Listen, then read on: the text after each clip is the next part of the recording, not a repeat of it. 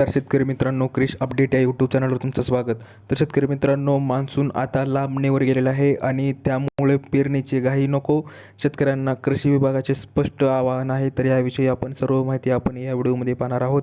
तर माहिती पाहण्याच्या अगोदर मित्रांनो, तुम्ही जर पहिल्यांदा चॅनलवर आला असाल तर चॅनल सबस्क्राईब करायला विसरू नका, जेणेकरून शेतीविषयक किंवा नवीन लेटेस्ट अपडेट तुम्हाला लवकरात लवकर या चॅनलवर तुम्हाला मिळून जाईल. तर मित्रांनो, आपण पाहूया की राज्यात मान्सूनने दक्षिण कोकण प्रवेश केला असला तरी तो अद्याप सर्वदूर सक्रिय झालेला नाही. सिंधुदुर्ग आणि रत्नागिरी जिल्ह्यामधील काही भागांमध्ये 9 जूनपर्यंत मध्यम ते जोरदार पावसाचा अंदाज वर्तमान आला होता.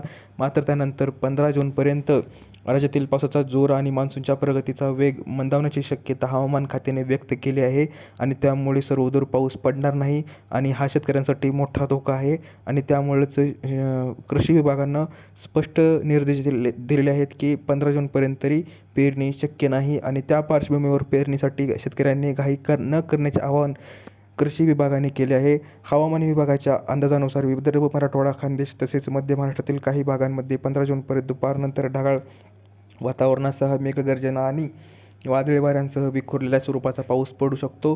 मात्र हा पाऊस सर्वत्र आणि सातत्याने होण्याची शक्यता नसल्याने खरीप हंगामातील पेरणीसाठी आवश्यक असलेली अनुकूल परिस्थिती अद्याप निर्माण झालेली नाही. याशिवाय राज्यातील अनेक भागांमध्ये उष्णतेची तीव्रता कायम राहण्याची शक्यता आहे. किमान 12 जूनपर्यंत विदर्भ आणि खानदेशातील काही भागांमध्ये कमाल तापमान 40°C अधिक राहू शकते, तर मराठवाड्यात तापमान 35 ते 47°C दरम्यान राहण्याचा अंदाज व्यक्त करण्यात आला आहे. त्यामुळे उष्णतेचा तडाखा कायम राहण्याची शक्यता आहे. तर आपण पाहू शकतो की सध्या मान्सून तर लांबणीवर गेला आहे आणि त्यामुळे पेरणी 15 जूनच्या आत तर होणे शक्य नाही, असं स्पष्ट कृषी विभागानं माहिती दिली आहे. आणि कृषी व आपत्ती व्यवस्थापन कृषी विभागाने शेतकरी आणि नागरिकांना सतर्क राहण्याचे आवाहन केले आहे. आगामी काही दिवसात होणाऱ्या वादळी पावसावर अवलंबून राहून पेरणीची घाई करू नये असे स्पष्ट सांगण्यात आले आहे.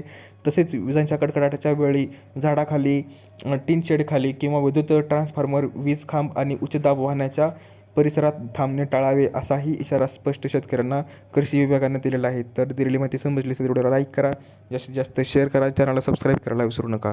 तर भेटूया पुढच्या व्हिडिओमध्ये शेतकरी मित्रांनो असेच एक अपडेट घेऊन. तोपर्यंत धन्यवाद.